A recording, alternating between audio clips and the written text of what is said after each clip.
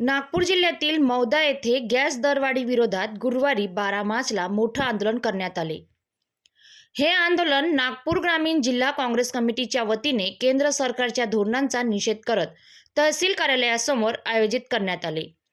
काँग्रेस पदाधिकाऱ्यांच्या मते केंद्रातील सरकारने पुन्हा एकदा घरगुती गॅसच्या दरात वाढ करून सर्वसामान्य नागरिकांवर आर्थिक अन्याय केला आहे। पूर्वी यूपीए सरकारच्या काळात घरगुती गॅस सिलेंडरची किंमत सुमारे 400 रुपयांच्या जवळपास होती, तर आज 900 रुपयांपर्यंत पोहोचली असल्याचा आरोप काँग्रेसने केला आहे।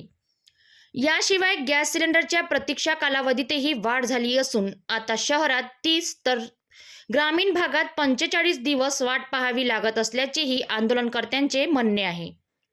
व्यावसायिक गॅस सिलेंडरच्या तुटवड्यांचाही प्रश्न उपस्थित करण्यात आला आहे। या आंदोलनात माजी जिल्हा परिषद महिला व बाल विकास सभापती अवंतिकाताई लेकुरवाडे, काँग्रेसचे सर्व पदाधिकारी, कार्यकर्ते, स्थानिक नागरिक व मोठ्या संख्येने उपस्थित होते।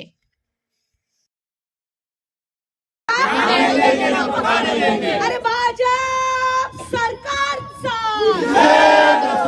अरे मोदी सरकारचा, मोदी सरकार का नया नारा, मोदी सरकार का नया नारा, मोदी सरकार का नया नारा। चाय वाले ने चाय वाले ने चाय वाले ने